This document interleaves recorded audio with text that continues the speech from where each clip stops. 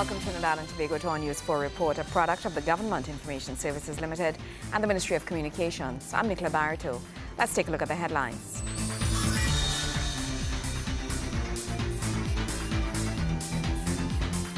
Trinidad and Tobago described as one of the fastest growing economies in Latin America and the Caribbean. Finance Minister gives hints to 2014 fiscal package, and youth to be motivated to contribute to the development of the nation through arts. Thank you for joining us. To our top story. Trinidad and Tobago is highlighted as a getaway to Americans.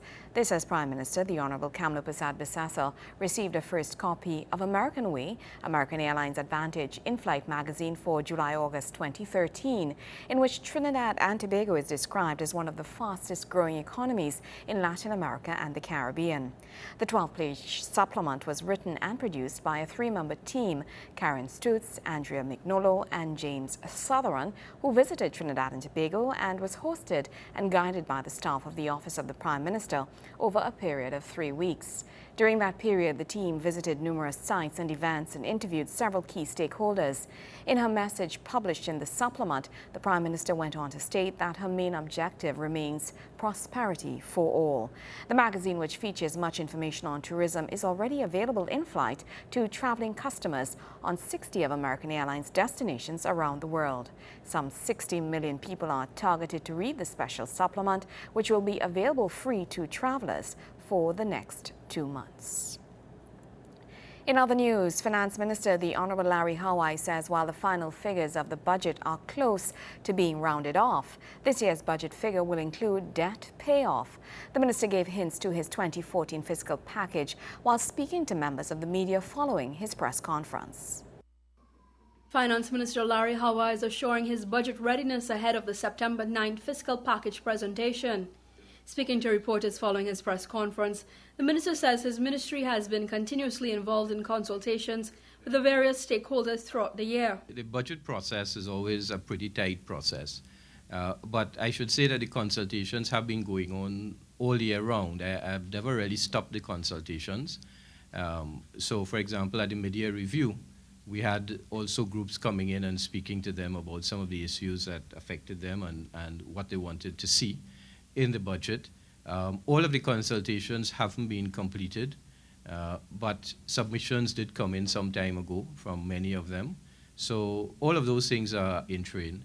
And we have a well-oiled machinery in the Ministry of Finance that, can get the budget done within a reasonable period of time. The minister outlined issues that need to be addressed in the upcoming budget with reference to the resolution of outstanding debts. The size of the budget is likely, I've heard comments made about it, but there are a number of payments which I have found during the course of the year, which we didn't budget for this year, but which ought to have been made and have been outstanding for some time that we need to settle. For example, Petrotrin is owed about $6 billion by the government, and that really goes back over several years.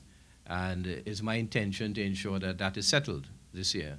There are other people who are owed quite substantial amounts, and it's my intention to ensure again that we make appropriate allowances in the budget to ensure that this is also paid. So in making these payments, of course, you will have some increase in the total expenditure, but it is the intention to really clean up a lot of things that come forward from the past that we need to clear off of the balance sheet, so to speak. However, despite announcing a budget surplus as of the third quarter of this fiscal year, the minister says he anticipates the next fiscal year to see a continued path of growth. I haven't seen the total number at the end just yet, so I don't want to say it's going to be a record budget just yet.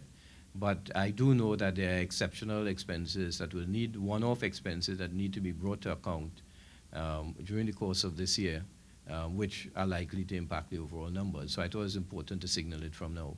I expect that we will see another deficit budget this year, but our intention would be to try and keep it as tight as possible as we move forward. So the key thing was to ensure that in running a deficit, the key thing is to ensure that you show growth in the economy. You don't want to just have a deficit budget and the economy contracting at the same time.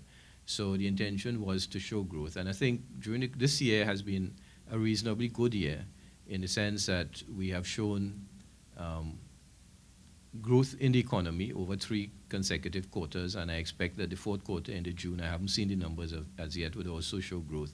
So there has been a return to consistent growth over the past year, and that I think is very commendable. And we've been able to do that while keeping all the fiscal aggregates well managed. So overall, I think this year has been a good year from a fiscal point of view for the country as a whole. Kimberly Kalawan, News 4. The Ministry of Works and Infrastructure is advising the general public that there will be a temporary disruption in traffic along Jerningham Junction Road, Caroni, between the hours of 8 a.m. and 4 p.m. from Thursday, 15th August 2013 for a period of 3 weeks. In a release issued by the ministry, it notes that the works are necessary in order to facilitate the extension of an existing bridge crossing along the Jerningham Junction Road. In light of the above, motorists are advised to comply with the following. Proceed with caution in the construction zone. Observe all barriers and directional signs. Be aware of heavy equipment turning. Be aware of open trench construction. Adhere to instructions from police officers on site to facilitate the flow of traffic in an orderly manner. Meanwhile, the ministry says the Naparima-Mayara Road between Matilda Junction and Petit Cafe Junction will be closed to vehicular traffic from Friday 16th August to Saturday August 31st. Now, this is necessary in order to facilitate the completion of slope stabilization works along the Naparima-Mayara Road at the 16.6-kilometer mark in the vicinity of the Princestown East Secondary School. The ministry underscored that the roadway will be open only to local traffic up to the Princestown East Secondary School. The ministry has asked for motorists to note the following diversion routes. Eastbound traffic will be diverted off the Naparima-Mayara Road, turning right at Matilda Junction onto the Moruga Road and left onto the Petit Cafe Road to regain access to the Naparima-Mayara Road at the Petit Cafe Junction. Westbound traffic will turn left onto the Petit Cafe Road at Petit Cafe Junction and proceed right onto Moruga Road, then left at Matilda Junction to proceed in a westerly direction onto the Naparima-Mayara Road. Road users are reminded to refrain from double parking along the Moruga and Petit Cafe roads to facilitate the traversing of large vehicles to and from the Naparima-Mayara Road. The Ministry of Works and Infrastructure says while it regrets any inconvenience caused and it thanks the public for its cooperation. When we come back, Trinidad and Tobago and Guatemala signed 4 important agreements. Stay with us.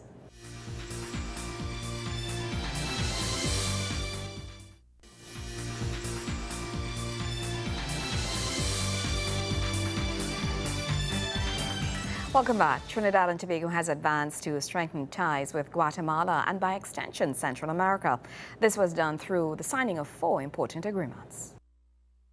The Republic of Trinidad and Tobago and the Republic of Guatemala have signed 4 agreements that would deepen ties between both countries significantly. On Tuesday, this country's Minister of Foreign Affairs, the Honorable Winston Ducaran, and Guatemala's Minister of Foreign Affairs, His Excellency Luis Fernando Carrera Castro, signed the documents at the ministry's office in Port of Spain. Today we are here to simply sign an agreement in the field of cultural cooperation, for we must always remember in the final analysis it is people-to-people relations that do cement a relationship between countries. We are also here to look at signing an agreement in the tourism sector to see how we can encourage collaboration in that respect. And in that regard, we have to look at the issue of airport and airline logistics.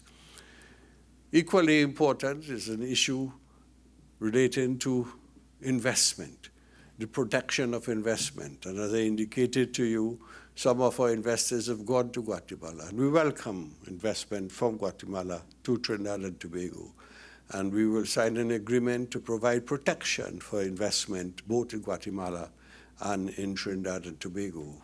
And then finally, we'll sign an agreement for political cooperation of a bilateral nature and political cooperation that would take place on the multilateral forum of the world. Guatemala's Foreign Affairs Minister spoke of the areas of interest that were covered during a meeting with Minister Ducaran. First, I think it's important that our relation can be solidified and deepened in various ways, but particularly through economic ties and particularly in the area of energy. I think we have a common commitment to have a stronger relationship on the energy sector. And that may expand into other areas of economic collaboration and cooperation. And that should expand into creating a greater economic and political link between the two countries and the two regions, the CARICOM and the SICA region. We share with the minister the idea that there should be some sort, I'm going to use the words used by the minister, some sort of convergence between the Caribbean states and the Central American states. The Honourable Minister said that both parties would work out the mechanics for the supply of energy products to Guatemala by Trinidad and Tobago, and this would be facilitated through a follow-up visit from another Guatemalan delegation, inclusive of business persons. Nikolai Edwards, News 4. Youth in Trinidad and Tobago will always contribute firsthand to the national policies and strategies which are designed to enhance their development. This is the assurance of the Minister of Youth, Gender and Child Development as the world celebrated youth through International Youth Day. The United Nations has chosen to recognize the youth of the world with the celebration of International Youth Day. International Youth Day is celebrated on August 12th each year. On that day, governments, youth organizations, and private institutions around the world draw attention to youth issues worldwide through concerts, workshops, and cultural events. Trinidad and Tobago is no different. The government of Trinidad and Tobago, through the Ministry of Gender, Youth, and Child Development, along with the United Nations Development Programme's Caribbean Youth Think Tank and the Tobago House of Assembly's Division of Youth and Culture, put together a show titled the Youth Talk Through Arts Initiative. The show is an innovative outreach program designed to influence human and community development, policy formulation, and to facilitate the use of creative innovation and spaces to showcase youth talent and arts to highlight critical youth development issues and challenges. The Minister of Gender, Youth and Child Development, Senator the Honourable Marlene Coudray, in her video message to the audience, commends the theme of this year's International Youth Day, which focuses on international youth migration. It's an area that we have not yet fully explored here in Trinidad and Tobago, and we therefore take the opportunity to have it incorporated into our strategies for youth development. In this way, I think we will ensure that we encourage our young people to see a future for themselves in their own country as well as the world at large, based on the impact of migration. We will be enabled to use the experiences, the success factors and challenges to assist us in framing and enhancing our youth policies. The nation and indeed the world that we hold in trust for our young people will surely be a better place than the one we inherited. Minister Coudray adds that the government recognizes the important role the youth play in securing the country's future and intends to get them more involved in the decision-making process. The Trinidad and Tobago government has pressed forward with strategies to not only safeguard the future of youth, but also to engage young people in planning the future. With the ministry's recently launched National Youth Policy, as well as a deliberately structured set of community-based projects that focus on youth involvement, our vision is to captivate young people so that the future is seen as something they are a part of shaping and creating, rather than something that they are forced to accept. To achieve this, we have focused on meeting our young people on their own ground, and through a program of volunteerism and giving them the opportunity to witness and experience all aspects of life. She explains the government also believes that all youth, no matter their talents, should be recognized and motivated to contribute to the development of the nation. The Youth Talk Through Arts initiative is a Caribbean project and has already been launched in Barbados, St. Lucia, and St. Kitts. Gregory McBurney, News 4. When we come back, our sport report. Stay with us.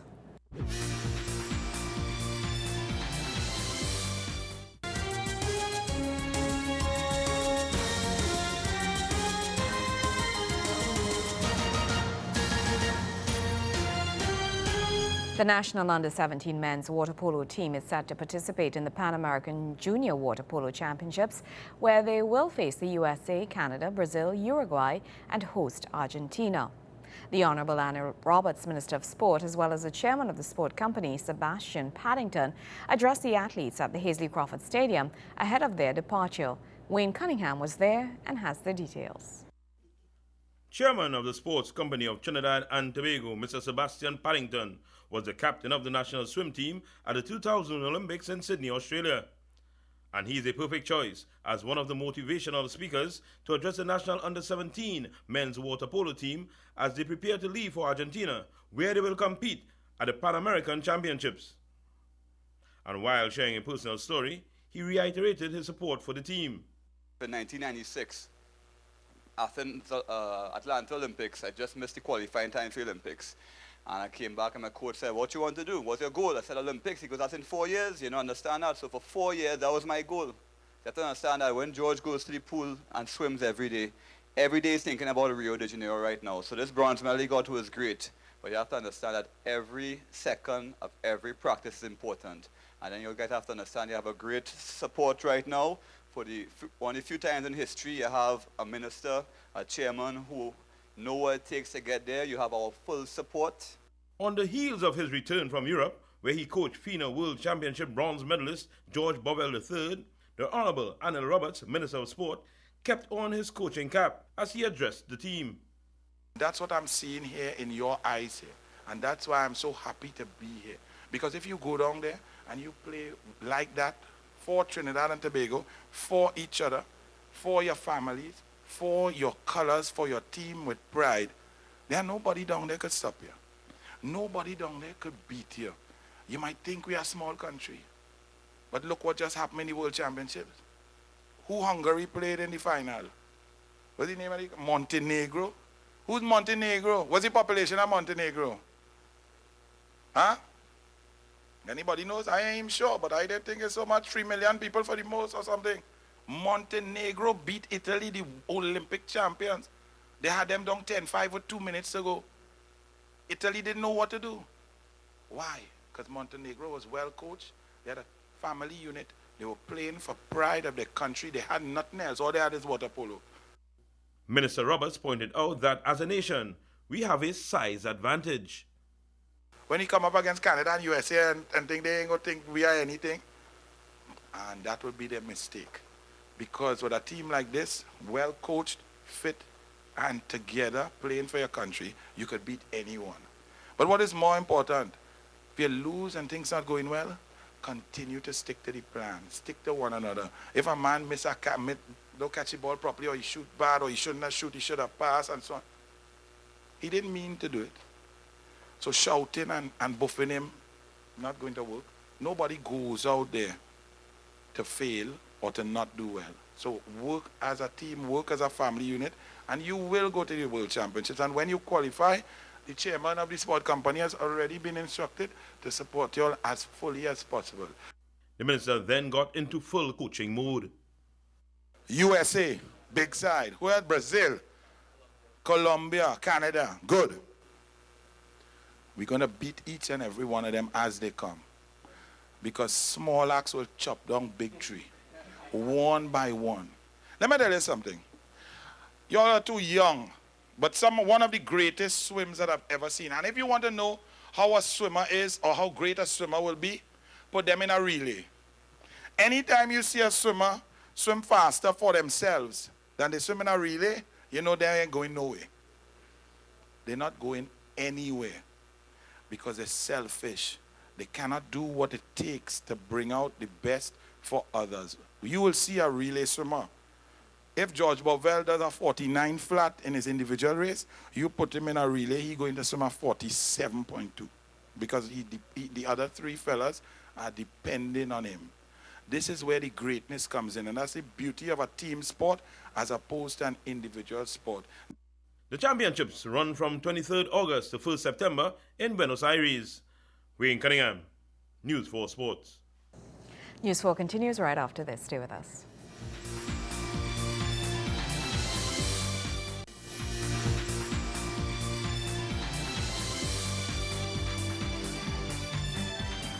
The Ministry of the People and Social Development has embarked on another outreach program that brings the services of the ministry closer to citizens across the country. Residents of Edinburgh 500 in central Trinidad welcomed the Ministry of the People and Social Development's latest initiative in the area.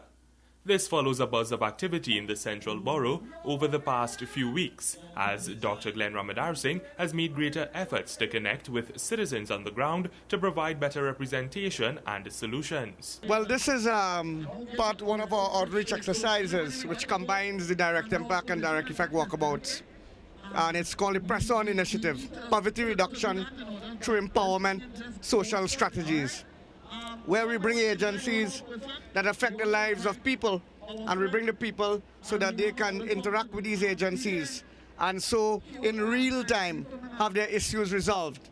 We also would be giving applications for the food card and the disability grant and the pension, but it has an uplifted element in that you have private companies displaying their products, you have the HIV awareness unit, you have the Ministry of Health here, the dietetics and nutrition agency telling people about healthy eating, active lifestyles. So really trying to make a holistic intervention in the lives of people. If someone has a WASA bill problem, it's sorted out.